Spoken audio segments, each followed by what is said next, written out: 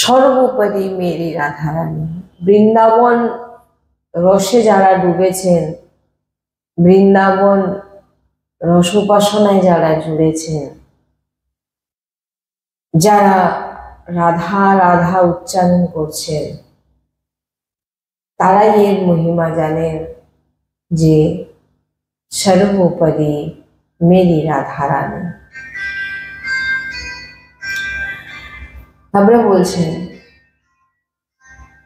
যে ব্রহ্মা বিষ্ণু শম্ভু শনেকাদি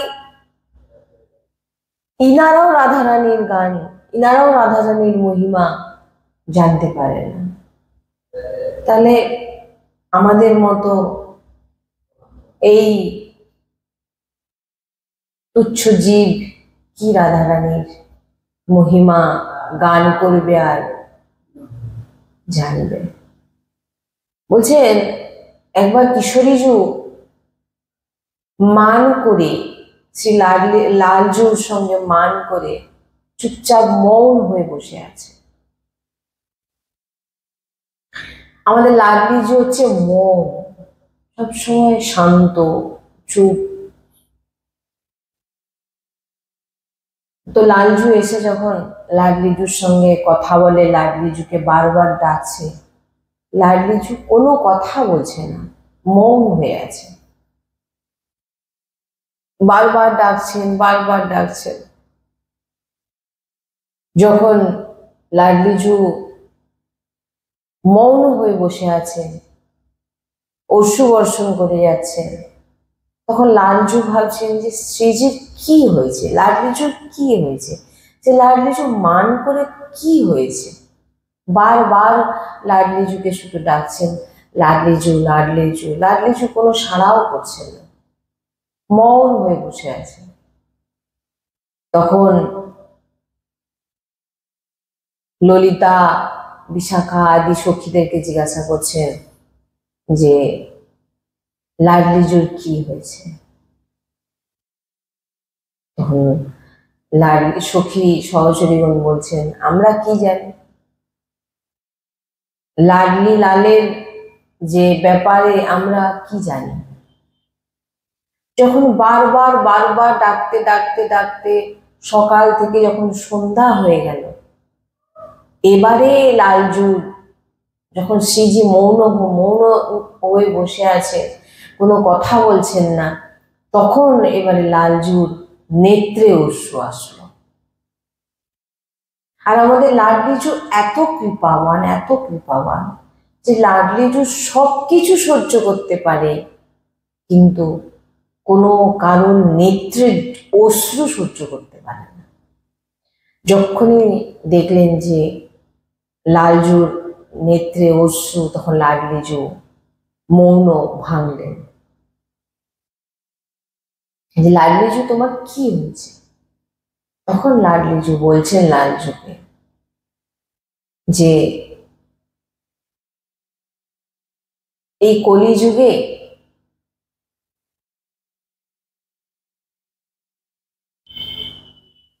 তোমার যে এই যে নিয়ম, পাপ পূর্ণের নিয়ম, সব আমি তোমার মেনে নিতে পারি, কিন্তু যে তোমার ভজন করবে, যে তোমার নাম করবে, শুধু তুমি তাকেই উদ্ধার করবে। আর যে নাম নেবে না, তাহলে তাদের কি হবে? তোমার এই বিচার আমি মানতে পারছি না। লাডলিজু বলছেন তাদের কি হবে? তখন লালজু বলছেন, লাডলিজু এটা প্রকৃতির নিয়ম, যে যেমন কর্ম করবে তাকে সেই রকম ভোগ করতে হবে। তখন লাডলিজু বলছেন, লালজু এটা ঘোর কলিকাল, এই কলিকালে আপনার ভজন করবে এমন ব্যক্তি খুব কমই, বেশিরভাগ সবই পাপী। তো ওদের উদ্ধার হবে কি করে? অশ্রু বর্ষণ করছেন আর বলছেন। তখন লালজু বললেন যে এটা তো প্রকৃতির নিয়ম, কিছু আমি কি করতে পারি? তখন বলছেন যে আমি কিছু জানি না, আমার কিছু জানার দরকারও নেই, যে কলিযুগে যে পাপী, এই বৃন্দাবনের বাইরে কি হচ্ছে আমার জানার দরকার নেই, কিন্তু কেউ যদি বৃন্দাবন বর্ষানাতে এসে রাধা রাধা বলে আমার কাছে এসে পৌঁছে যায়, সে যত বড় পাপী হোক না কেন, সে সে কিন্তু আমাকেই প্রাপ্তি করবে, লাডলিজু বলছে। আর পৃথিবীর যে প্রান্তেই থাকুক না কেন, তার জিহ্বায়, সে যত বড় পাপী হোক না কেন, যদি তার জিহ্বায় রাধা নাম উচ্চারণ হয়ে যায়, এই অমূল্য রাধা নাম, যে রাধা নাম ভগবান শ্রীকৃষ্ণের হৃদয়, এই হৃদয়কে যে উচ্চারণ করে নেবে শ্রী রাধা, ভগবান বলছেন তার উদ্ধার, তার শ্রীজিকে প্রাপ্তি, এই গুপ্ত অমূল্য আমার হৃদয়ে শ্রী রাধারাম, লালজু বলছেন, যে নেবে সে আমার লাডলিজুকে প্রাপ্ত হবে, আমাকে প্রাপ্ত হবে। কারণ আমাকে প্রাপ্ত হওয়া আর আমার লাডলিজিকে প্রাপ্ত হওয়া, লাডলিজিকে যে প্রাপ্তি হয়ে যাবে, সে আমাকে প্রাপ্তির আর কিছু নেই।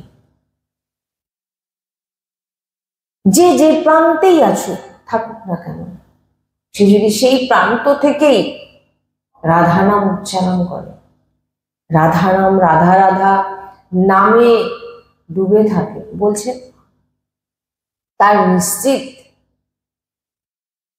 তার কোনোদিন অকল্যাণ হবে না, সে শ্রীজিকেই প্রাপ্ত হবে।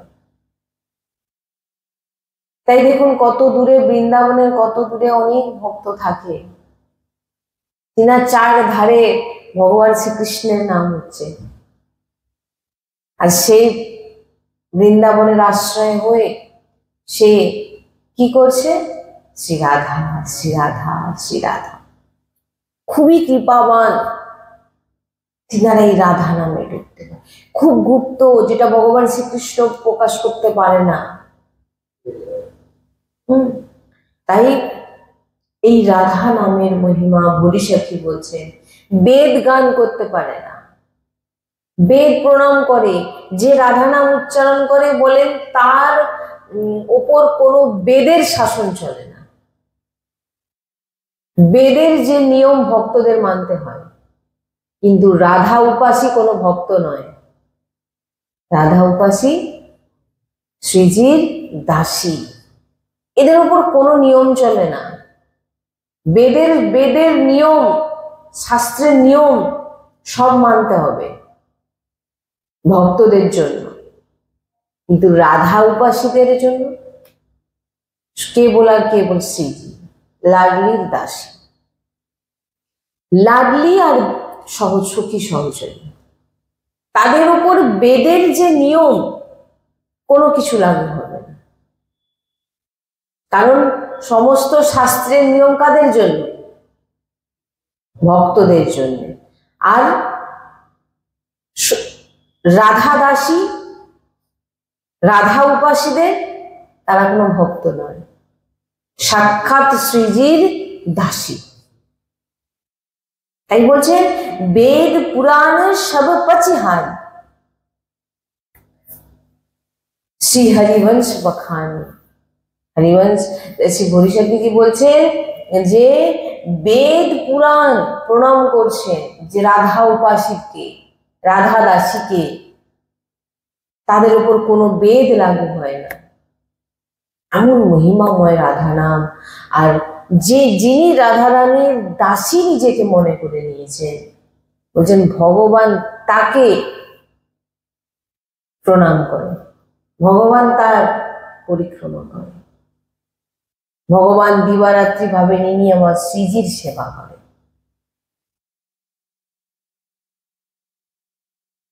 তুমি কি জানো রাধা নামের মহিমা? অনেকে বলে রাধা রাধা করে, বলে তুমি যদি রাধা নামের মহিমাটা বুঝতে, তুমি যদি রাধা নামের যে গুরুত্ব বুঝতে, তাহলে তো তুমি, তোমার মুখ থেকে এই ভাষাটা কখনো বেরোতই না। জানে না বলে। তাই শ্রীপাদ জি মহারাজ বলছেন যে যারা এরকম কথা বলে আমি তাদের সঙ্গে কথা বলি না। কেন এই কথা বলছেন? কারণ বলছেন যারা যে বিষয়টা নিয়ে জানে না, সে যতটা জানে সে ততটার মধ্যেই স্থির, সে ততটাই জানে, এর থেকে বেশি তুমি জানো না। তাই এখন যেটা করছো সেই উপাসনাটাকে মন দিয়ে করো, তখনই তুমি এই উপাসনার আর এই রাধা নামের মহিমা তুমি তখন বুঝতে পারবে। তাই এমন ব্যক্তিদের সঙ্গে আমরা কথাও বলতে চাই না। সর্বোপরি মেরি রাধা, জগৎ ভগবানকে ভজনা বলছেন, বারবার মালা ঘোরাচ্ছেন, বারবার মালা ঘোরাচ্ছেন, আর একবার বসে রাধা নামকে দেখছেন। একবার রাধা নামকে দেখছেন বসে। আপনি দেখছেন নাকি? গুরুজি বলছেন বারবার মালা চালাচ্ছ সারাদিন, আর একবার রাধা নামকে দেখছো বসে। তুমি দেখছো না, তুমি দর্শন করছো লাডলিজি। রাধা নাম দেখছো মানে কি?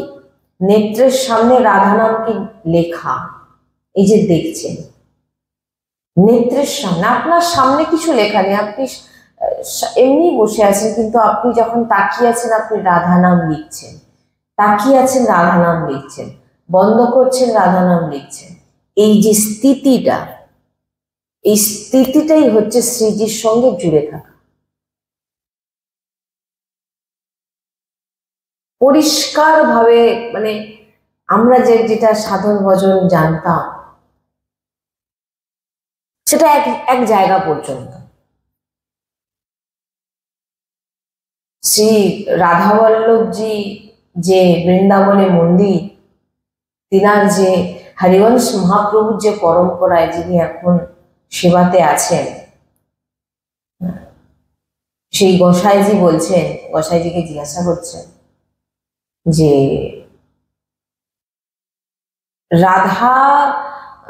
রাধাবল্লভ সম্প্রদায়ে কি রাধা অষ্টমীতে কি ব্রত করা হয়? তখন তিনি বলছেন যে এই উপাসনা মার্গ টোটালি অন্যরকম, এ অনেক রহস্য, অনেক গুপ্ত। সত্যি কথা বলতে আমি রাধাবল্লভজি রাধার মানে জানতামই না কিছু।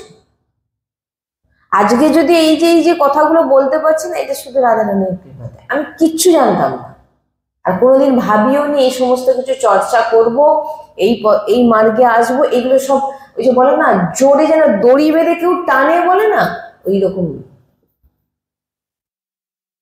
যে এখানে কি গোসাইজিকে জিজ্ঞাসা করছেন, এখনো এই কিছুদিন আগেকার কথাই বলছি, তো উনি বলছেন আমাদের গুরুজিরও গুরুজি তিনি রাধাবল্লভ যে মন্দিরের যে গোসাই আছেন একজন, এখন যিনি সেবাতে আছেন, হরিবংশ মহাপ্রভুর যে পরম্পরা, কত পরম্পরাটা ঠিক 18 ঠিক খেয়াল হচ্ছে না, যাই হোক। তো তিনি বলছেন যে আমাদের সম্প্রদায় কোনো ব্রত নেই, রাধা অষ্টমীরও ব্রত নেই। আমরা ওই দিন তো শ্রীজিকে ভোগ লাগাই।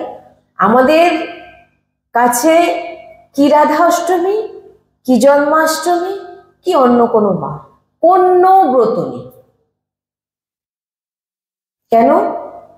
তিনি যেটা বলছেন, সেই গোসাইজি বলছেন যে কোনো ব্রত করে আমরা নিজেকে উৎসাহ রাখতে পারি না। মানে যেটা বলছেন উনি, কোনো অনুষ্ঠান করতে গিয়ে যদি আমি উপোস থাকি, বলছেন তাহলে তো আমাদের সেই যে উৎসাহটা সেটা থাকে না। আর আমরা শ্রীজির সহচরী, শ্রীজিকে যেমন ভোগ লাগাচ্ছি আমরা ভোগ পাই, আর আমাদের কোনো অনুষ্ঠান নেই। আবার প্রত্যেক দিন অনুষ্ঠান, আপনারা রাধাবল্লভজি মন্দিরে যাবেন, প্রত্যেক দিন বেহুলা বিবাহ, প্রত্যেক দিন দেখুন বিবাহ হচ্ছে, লাডলি লালের বিবাহ চলছে। যেমন সখী সহচরীরা কি এক জায়গায় বসে আছে, খাওয়া দাওয়া হয়ে গেল, এই চল না আজকে এই অনুষ্ঠানটা করি। গোসাইজি বলছেন যে আমাদের কোনো এই দিন যে এই নিয়ে অনুষ্ঠান হবে ওরকম না, আজ অনুষ্ঠান এখনই মনে হলো প্রসাদ পাওয়ার পর আজকে আমাদের বিয়ে হবে, প্রিয়া প্রিয়তমে সখী সহচরী বিয়ে দিচ্ছে। আজকে রাধা বল্লভ যুগে এইরকম একটা সাজিয়ে আমরা আজকে নৃত্য করব। মানে সখী সহচরীর মধ্যে যে জিনিসগুলো ঘটে, নিভৃতি নিকুঞ্জের মধ্যে যে জিনিস ঘটে, সেই জিনিসটাকেই তিনি বলছেন যে এটা ওই যে বললাম না, বেদ পুরাণ সব কচিহাল, এখানে কোনো নিয়ম চলে না। নিয়ম ভক্তদের জন্য, সব নিয়ম পালন করতে হবে, ব্রত করতে হবে, সব যা যা বলা আছে সব করতে হবে। কিন্তু রাধা উপাসী আর আমাদের রাধা বল্লভ সম্প্রদায়, আমাদের আচার্য পরম্পরা অনুযায়ী আমাদের কোনো ব্রত নেই, আমাদের কোনো অনুষ্ঠান নেই, কিন্তু প্রত্যেক দিন অনুষ্ঠান চলছে। রাধা বল্লভ মন্দির আপনি গিয়ে দেখুন, দেখবেন ফুলের পরে যে সামনে কি ফুলের মালা টালা পরে একেবারে বাবু বসে আছেন, লাডলি লালের বিবাহ অনুষ্ঠান চলছে। বিভিন্ন রকম লীলা সখী সহচরীদের সঙ্গে। যে গোসাই আছেন উনি কে? হরিবংশ মহাপ্রভুর পরম্পরা, বংশী অবতার যিনি হয়েছেন, ভগবানের যে লাডলির যে সহচরী, হরিবংশ মহাপ্রভুর পরম্পরা, তিনি বলছেন যে যখন যেটার মনে আসে শ্রীজি প্রেরণা দিল, এই অনুষ্ঠান এক্ষুনি হবে। এক অদ্ভুত গুপ্ত রহস্য, স্বয়ং গোসাই বলছেন রাধা বল্লভজি। এই রসে ডুবতে গেলে আপনি কোনোদিন ডুবতে পারবেন না, কেননা আমরা পুরোপুরি ব্রহ্মার আন্ডারে, কারণ আমাদের পুরো সৃষ্টি ব্রহ্মার। আরে ব্রহ্মা ভগবানের লীলাকে বুঝতে পারছে না, তো ভগবান যার মহিমাকে বুঝতে পারেন না, তো আমরা ব্রহ্মার সৃষ্টি বুদ্ধি আমরা কি করে সেখানে পৌঁছাবো? আমাদের কি মনে হবে এটা কোনো কিছু ব্যাপার নাকি, কি ব্রত নেই কি, এটা কোনো নাকি, এসব বানানো অমুক, এটা মনেই হবে। কেন? আমাদের বুদ্ধি সেখানে নেই। আর কাদের মধ্যে এমন ভাবনা এসে যায়, ডুবে যায়, এই সমস্ত রসে ডুবে যায়, যাদের উপর শ্রীজি প্রথম সহচরী কৃপা হবে, অষ্টসখীর কৃপা হবে, হরিবংশ মহাপ্রভুর কৃপা হবে, তবেই সে রাধা বল্লভ সম্প্রদায় গিয়ে যুক্ত হতে পারবে, এবং তবেই সে রাধা রাধা রাধা নাম বৃন্দাবনে গেলে আপনি কেন শুধু রাধা রাধা শোনেন? বুঝলেন, আমি এই প্রসঙ্গটা আগে বলেছিলাম, বলে রাধা অষ্টমীতে বর্ষানাতে অভিষেক হচ্ছে, লাডলিজুর একার অভিষেক হচ্ছে। তো একজন এখন জিজ্ঞাসা করে ফেলেছেন, আচ্ছা লাডলিজুর একা কেন, লালজু কোথায়? বলে এখানে কোনো লালজু থাকে না, এখানে শুধু লাডলিজুর রাজ চলে। লালজু কোথায়? না দেখো ওই যে ভক্তরা দর্শন করছে না, ওইখানে তোমার লালজু মনে হয় দাঁড়িয়ে দর্শন করছে আমাদের লাডলিজুকে। এই মহিমার এই সমস্ত রহস্য বুঝবে কি? মানে আমাদের বুদ্ধির সামর্থ্য নেই, এই পূর্ণরূপে আচার্য কৃপা, লাডলির কৃপা হলেই সম্ভব, যে তার আর দ্বিতীয় জন্ম কোনোদিন হবে না, যে রাধা উপাসী হয়ে গেছে। কি বলছেন? যেন আপনি এই যে বসে বসে রাধা নাম একবার দুবার দর্শন করলেন, বসে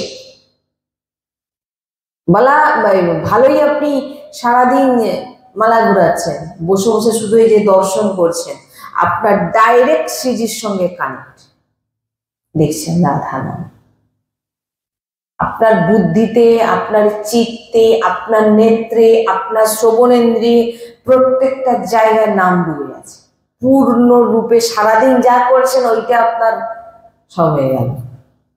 গুরুজি বলছেন, যখন আমার গুরুজি তো অনেক বড় মহাপুরুষ হয়েছে, বা এখনো তিনি পূর্ণরূপে লাডলি, আর আমরা লাডলি, আমাদের গুরুজি আমাদের কাছে লাডলি। তো গুরুজি শিব উপাসনায় ছিলেন, এবং তিনার যা যা সংস্কার সব কিছু গায়ত্রী মন্ত্র থেকে সব, তিনি যখন বৃন্দাবনে আসলেন কোনো প্রেম উপাসনা সম্পর্কে জানতেনও না, বৃন্দাবনের সম্পর্কেও জানতেন না, আর সেরকম কোনো ইচ্ছাও, কারণ তিনি ছোট মানে একদম অল্প বয়স থেকে শিবের উপাসনা করে এসেছেন। তিনি যখন এসেছেন রাধা বল্লভজির কাছে এসে বসেছেন যে রাধা বল্লভ উপাসনা আমাকে কি করতে হবে, তখন গোসাইজি বলছেন রাধা বল্লভ উপাসনা তোমাকে কিচ্ছু করতে হবে না, শুধু তোমাকে দিয়ে দিতে হবে। কি বলছে? তোমাকে তোমাকে কিছু করতে হবে না, তুমি নিজেকে দিয়ে দাও। নিজেকে দিয়ে দাও মানে নিজের কি কে দিতে বলছে? নিজের পূর্ণরূপে চিত্তবৃত্তিকে দিয়ে দাও, আর তোমাকে কিচ্ছু দিতে হবে না। ভক্তি সাধন ভজন এটা যদি বলেন এটাই সব জেনে নিন, নিজেকে দিয়ে দিন প্রভুর চরণে। ওই যে পিতামহ ভীষ্ম ভাগবতে বলছেন যে আমার এই বুদ্ধি যেন আপনার চরণে থাকে, নাহলে আমরা তো নিজেরাই বুদ্ধি খেলাচ্ছি, ভগবানের সঙ্গে কোথায় যুক্ত? নিজেরা কিছু একটা করে ভগবানকে পেয়ে মানে প্রাপ্তি করে নেব, আমাদের ভিতরে এমন ভাবনা, মালা জপ করে প্রাপ্তি করে নেব, তীর্থে গিয়ে প্রাপ্তি করে নেব, মানে কি বলটা আমার। হিরণ্যকশিপু এমন ব্রত মানে এমন তপস্যা করেছিলেন, ব্রহ্মাকে বাধ্য হতে হয়েছিল বর প্রদান করতে। ওই ছোট্ট বাচ্চা প্রহ্লাদজি যে বরগুলো প্রাপ্ত হয়েছিল, ব্রহ্মা তার পুরো একদম তাকে ছাই করে দিল পুড়িয়ে। প্রহ্লাদজি কি করলো? ভগবানকে প্রকট করিয়ে দিলেন, এমন প্রকট করালেন যা যা বর প্রদান, জানেন তো এটা কি কি বর প্রদান করেছিলেন? আমাকে অস্ত্র শস্ত্র দিয়ে মারা যাবে না, ঘরের মধ্যে মারা যাবে না, আকাশে মারা যাবে না, বিভিন্ন রকম ভাবে মারা যাবে না। নৃসিংহ ভগবানের অবতার কেন এমন হয়েছে? তার ভক্তের জন্য। তপস্যা, ভগবান বলছেন যে আমাকে যদি কেউ বাঁধতে পারে সেটা হচ্ছে শুধু প্রেম, আর এই প্রেমের মূর্তিমান স্বরূপ হচ্ছে লাডলিজি। ভগবান একেবারে গলে যান, সামান্য একটু দেখুন না আপনি এই এই সৃষ্টির মধ্যে যদি প্রেম দেখেন, এই যে ভক্তদের মধ্যে এই যে প্রেমগুলো দেখছেন না, এগুলো ছিটে ফোটা, আর লাডলিজি হচ্ছে সিন্ধু। ভগবান রাধারানীকে দেখলে নিজেকে কোনো নিজের কোনো ঠিক ঠিকানা থাকে না, নিজে মূর্ছি। এগুলো নিকুঞ্জের লীলার কথা, যে ভগবান কি হয়ে যায়, মূর্ছিত হয়ে পড়ে যায়। তখন ললিতা বিশাখা সখী এসে লাডলিজু দেখো লালজুর কি অবস্থা, বেচারা লালজু আপনাকে দেখে পুরো, লাডলিজুর মুখের দিকে তাকাতে পারে না। ভগবান শ্রীকৃষ্ণ যখন দাঁড়িয়ে থাকে নিকুঞ্জে, লাডলিজুর কোথায় তাকায়? চরণের দিকে তাকিয়ে থাকে, নিচের দিকে তাকিয়ে থাকে, নেত্রে মেলাতে পারে না, সক্ষমতাই নেই। নেত্রে তাকাতে গেলে মূর্ছিত হয়ে যাচ্ছে, নিচের দিকে তাকিয়ে থাকে। এই অদ্ভুত নিকুঞ্জের রস। এখানে বলছেন যে রাধানাম উচ্চারণ করছেন, যে রাধানাম জপ করছেন, যে রাধানাম দেখছেন, আপনার নিশ্চিন্ত, আপনাকে আর কখনো মাতৃগর্ভে আসতে হবে। হরিবংশ জপ করছেন, কিন্তু প্রপঞ্চ করা চলবে না। ঠিকই আছে, যা যা বলা হচ্ছে এগুলো করলে আর কোন চিন্তা নেই, প্রপঞ্চ করা যাবে না, কাউকে দুঃখ দেওয়া যাবে না, কারোর সঙ্গে খারাপ ব্যবহার করা যাবে না, মৌন থাকতে হবে।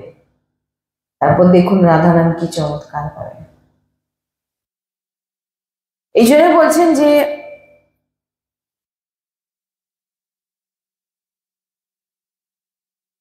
এই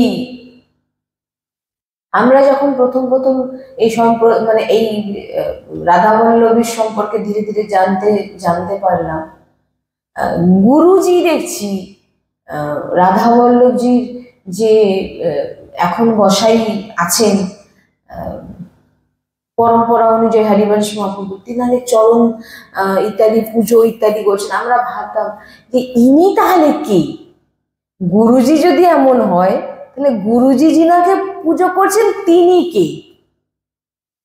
একটু চিন্তা করবেন। গুরুজি, আমরা গুরুজিকে কি করি? গুরুজি আবার যিনাকে মানে পুজো করছেন তাহলে তিনি কি? এর বর্ণনা কেউ দিতে পারবে? তিনার চরণ ধুচ্ছেন, তিনার চরণামৃত পান করছেন গুরুজি, তিনার চরণকে মহাভার দিচ্ছেন, ফুল দিচ্ছেন, প্রণাম করছেন তিনার পুরো। তার মানে তাহলে ভাবুন তিনি কি? সহবতার, সহচরী, সব তিনার সবাই পরম্পরা মানে কি সব সহচরী।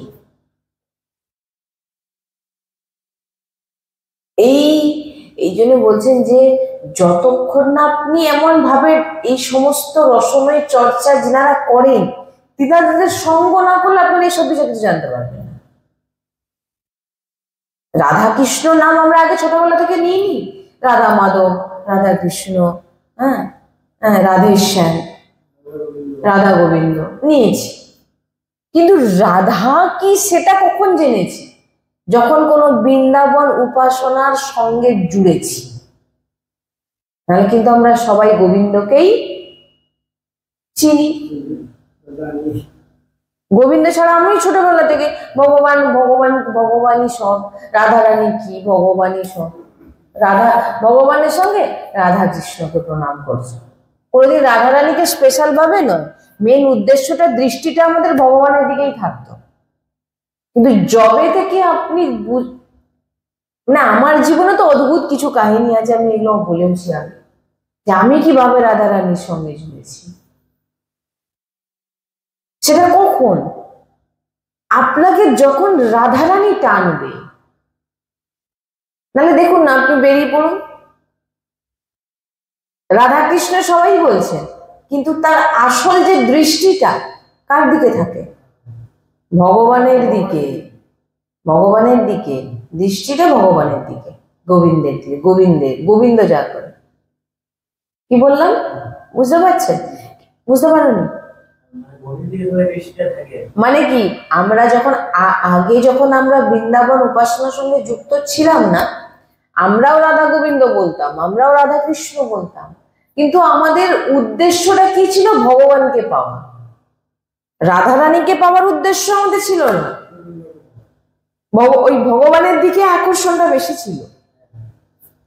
কিন্তু যখন বৃন্দাবনের রসময়ী চর্চা শুনলাম সহচরী শ্রীমুখে, সহচরীর শ্রীমুখ থেকে যতক্ষণ না আপনি রাধা নাম শুনবেন, আপনার রাধা নামে কোনোদিন প্রীতি হতে পারে না। কি বললাম? যখনই আপনি রাধা রানীর সহচরী শ্রীমুখ থেকে রাধা নাম শুনলেন, তার মানে হচ্ছে সেই সহচরী আপনাকে গ্রহণ করে নিয়েছে, আর সহচরী পাস করলে রাধারানী তাকে পাস করে। কৃপা, আপনাকে রাধারানী টানছে। সহচরী কে? রাধারানী, আলাদা কেউ নয়। যে এত মহাপুরুষ দেখছেন, আমি তো সব যখন গোসাইজিকে দেখি আমি খালি ভাবি ইনি কি, দেখি ভাবি সাক্ষাৎ নিকুঞ্জের দর্শন, গুরুজি ইনি তো সেই নিকুঞ্জে। গুরুজিকে যখন দেখি সব কি, এনারা কি সামনে বসে আছে, ট্রাকে দেখছেন। আমাদের দৃষ্টিটাই সবকিছু। আমরা যদি ভাবি না মানুষ, এই তো বৃন্দাবনে বসে আছে, আমাদের দৃষ্টিটা এটা যে উনি তাহলে কে? তাহলে সহচরী বলতে ইনিই সহচরী, ইনাকেই দর্শন করছি, করবো নয়, করছি। কোন রাধা উপাসনায় সহচরী ভাবে যিনি নিজে, মানে যিনারা রসিকজন আছেন, তিনারা কি? তিনারা নিকুঞ্জেরই সহচরী, আর তিনাদেরকে দর্শন করছেন মানে আপনার সহচরীর দর্শন হচ্ছে। গুরুজিকে একজন বলছেন যে আমি রাধা নাম করছি, গুরুজি বলছেন তুমি করছো না, আমি রাধা রানীর শরণাগত হতে চাই, আমি শরণাগত হতে চাই। তখন গুরুজি বলছেন, তুমি যে এই যে বলছো না রাধা নাম নিতে চাই, রাধা নামের শরণাগত হতে চাই, এটা তোমাকে শ্রীজি টানছে, তোমার কিছু নেই এখানে, শ্রীজি টানছে। তবেই তোমার ভিতরে প্রেরণা যাচ্ছে না আমি রাধা রানীর হবো, আমি রাধা রানীর নাম জপ করবো, আমি রাধা রানী, মানে এরকম ভাবনা আসবে না ভিতরে। বুঝতে পারছেন না? এগুলো বোঝার জন্য কৃপা প্রভাব। শরণাগত আমি হব, আমি রাধা রানীর হব, আমি লাডলির হব, আমি রাধা রানীর দাসী হব, এই যে ভাবনাটা কখন আসবে আপনার ভিতরে? যখন রাধা রানী দেবে, নাহলে এরকম ভাবনাও আসবে না। কি বলছি, রাধা রানীকে আপনারা কি ভাববেন না যে যেখানে অখিল ব্রহ্মাণ্ড নায়ক ভগবান শ্রীকৃষ্ণচন্দ্রজু, যিনি নতমস্তক হয়ে যান, যিনার চরণ নিয়ে অখিল ব্রহ্মাণ্ড নায়ক ভগবান শ্রীকৃষ্ণ নিজের মস্তকে রাখেন, নিজের হৃদয়ে রাখেন, নিজের নেত্রে ছোঁয়ান, তিনি হচ্ছে সেই রাধা রানী। সেই রাধা রানীকে জানার জন্য রসিক সঙ্গ করতে হবে, বৃন্দাবনকে ভালোবাসতে হবে, বৃন্দাবনে রজ লাগাতে হবে, রাধা রাধা জপ করতে হবে।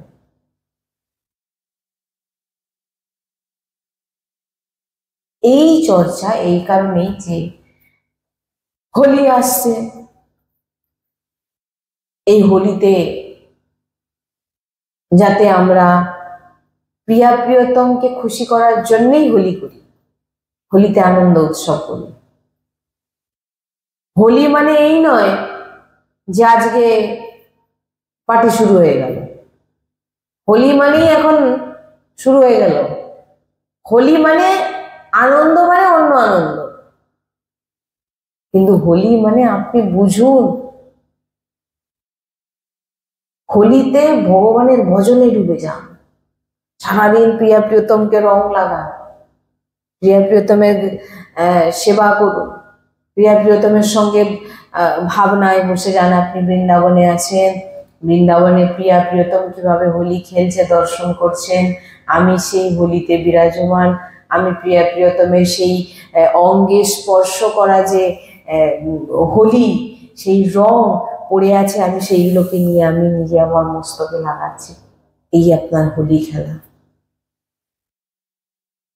বাইরে গিয়ে ফুর্তি আমোদ করে এটা কিন্তু ফুর্তি হচ্ছে, কি বললাম, এটা কিন্তু প্রকৃত হোলি নয়। কি বললাম, বোঝা যাচ্ছে হোলির মানে কি? হোলি মানে এটা বুঝবে, প্রহ্লাদজির আনন্দে হোলি হচ্ছে। এই জন্য বলছেন যে এই সবসময় আমাদের চিন্তনের মধ্যে যদি এই নাম থাকে, লাডলিজুর নাম বারবার স্মরণে আসছে, বারবার স্মরণে আসছে, রাধা রাধা বারবার স্মরণে আসছে, বারবার দেখছে, বারবার চিন্তন করছেন, এইটাই আপনার ভজন। এই স্থিতি সারাদিন মালা ঘুরেও এই স্থিতি আসে না, যদি এমন স্থিতি এসে যায়।